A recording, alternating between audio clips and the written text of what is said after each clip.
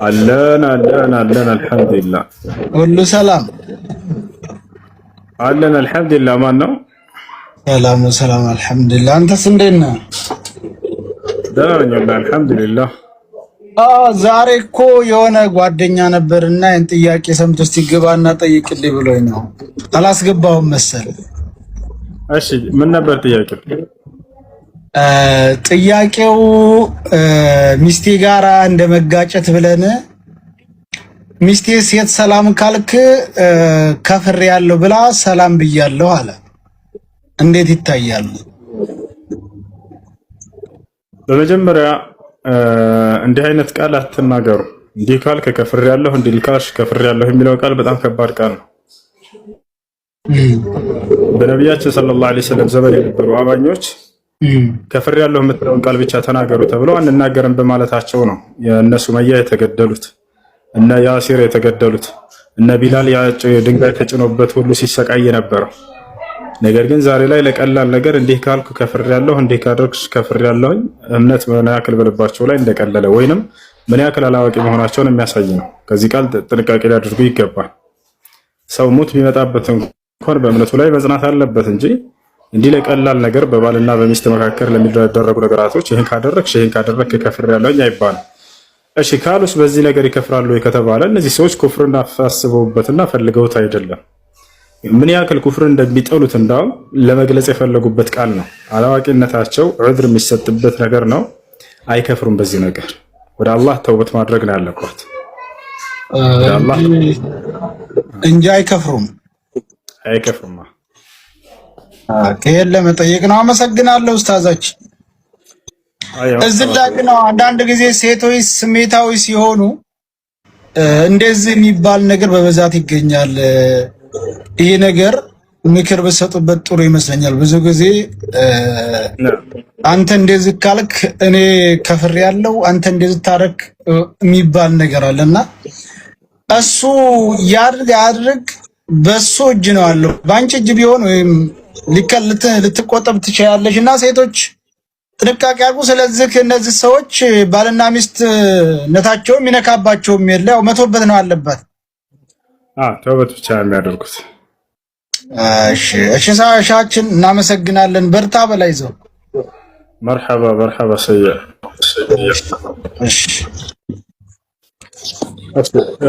እንዳልኩት ነው ልጆች የላችሁ ኢማናችሁ እምነታችሁ ትልቁ ራስ ማላችሁ ነው። እዚህ ዓለም ስትኖሩ ለምንም ነገር ብላችሁ የኩፍር ቃላቶችን እንደ እንትን ነገር አታስቀምጡ። ይሄን ካደረክ እኔ ካፊር ነኝ፣ ይሄን ካደረክሽ እኔ ካፊር ነኝ ምናምን አትበሉ። በቃ ያን ነገር አታድርግ በይውና የአላህን ቃል የመልእክተኛውን ቃል ንገሩ። እሱ በቂ ነው። ነቢያችን ሰለላሁ ዐለይሂ ወሰለም ሐዲስ ላይ ሴትን መንካት ወይንም ባዕድ ሴትን መንካት ምን ያክል ከባድ እንደሆነ የተናገሩት ሐዲስ አለ። በዚያ ተብቃቁ። አላህና መልእክተኛው ባደረጉት ተግሳጽ ብቻ ተብቃቁ። በዚያ ነው መሆን ያለበት። ነቢያችን ሰለላሁ ዐለይሂ ወሰለም ሐዲስ ላይ ሲናገሩ ምን አሉ? ኢኒ ላ ኡሳፊሁ ኒሳ፣ እኔ ባዕድ ሴትን አልነካም አልጨብጥም አሉ። ሁለተኛ በሌላ ሐዲስ ላይ ሲናገሩ ምን አሉ?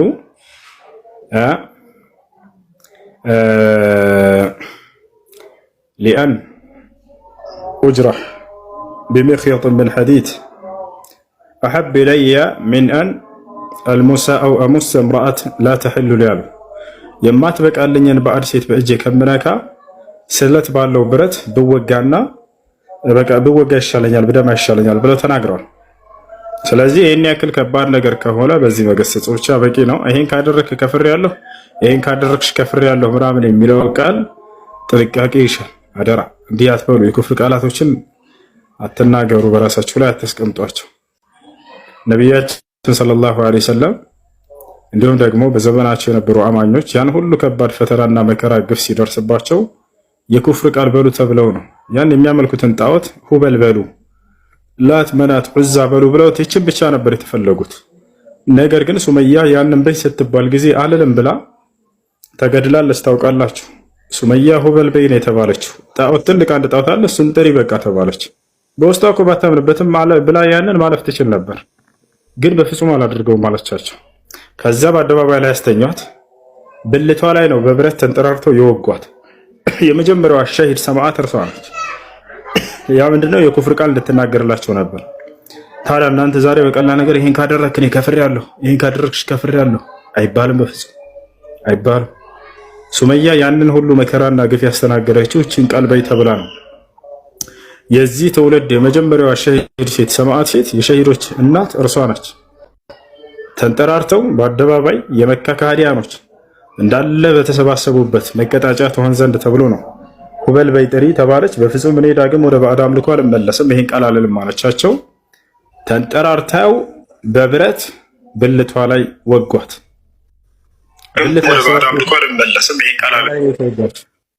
ከዚያ በኋላ ባሏ ፊት ለፊቷ ነበር፣ ያሲር ባሏ ፊት ለፊቷ ነበር። እሱንም እንደዚያው አቀረቡለት። በፍጹም አላደርገውም፣ ባዕድ አምልኮ ላይ ዳግም አልመለስም አላቸው።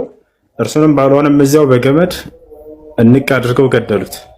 ልጃቸው አማር ይሄን እያየ ነበር እናቱ ስትወጋ ብልቷ ላይ፣ እሱም አባቱ ሲታነቅ እየተመለከተ ነበር። እርሱንም በል ብለው እንዲሁ አጨናነቁት። እርሱም ልክ እናትና አባቱ እንደተገደሉ እንደሚገደል እርግጠኛ ሆነ።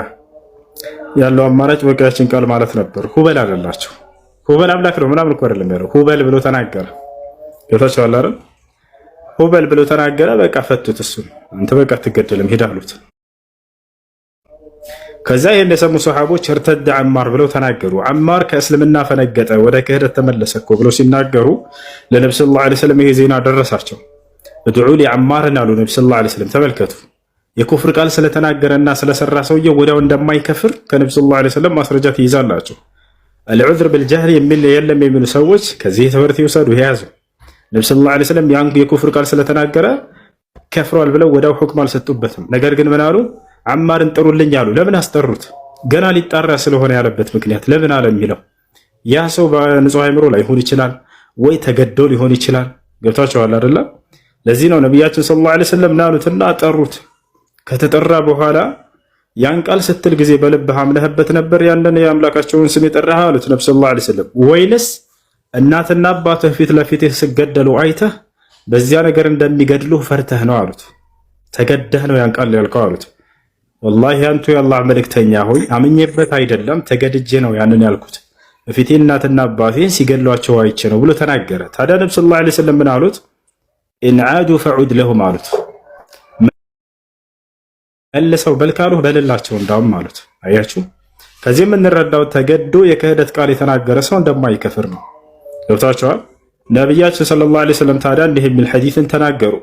እነላህ ተጃወዘ ዐን ኡመቲ ሰላሰን አልኸጠእ ወኒስያን ወመስተክሪሁ ዐለይሂ አሉ። አላህ ከትውልዶቼ በሶስት መንገድ የሰሩትን ኃጢአት አልፎላቸዋል አሉ። አንደኛ አልኸጠእ ባለማወቅ፣ ሁለተኛ አኒስያን ረስቶ የሰራ ወንጀል፣ ሶስተኛ ተገዶ ወንጀል የሰራ ነው። አያችሁ። ስለዚህ በሶስቱ መንገድ የሰራ ሰው እንደ ኃጢአተኛ አይቆጠርም። አማር ደግሞ በዚያ ሰዓት ተገዶ ነው። ስለዚህ እንደማይከፍር ተናገሩ እና ልላቸው የፈለግኩት ዛሬ ላይ ምንም ሳትገደዱ ምንም ጫና ሳይደረግባቸው ከባልና ከሚስታቸው ጋር በመጣላት ይሄን ካደረግሽ ከፍሬያለሁ፣ ይሄን ካደረግ ከፍሬያለሁ፣ እነዚያ ህይወታቸውን ሊያጡ በሚሉበት ጊዜ ራሱ በዚያው ጸንተው ነው የቀሩት። እናንተ ለቀላል ነገር ኩፍር ላይ ለእንትን ለማለት እንደ ቀላል አትዩት፣ ተጠንቀቁ። ከዚያ ነገር ይሄ ነው። አንዴ ጠብቁ። ሰላም አለይኩም። ወአለይኩም ሰላም። አንድ ጊዜ ሁሱ ጥያቄ አለኝ።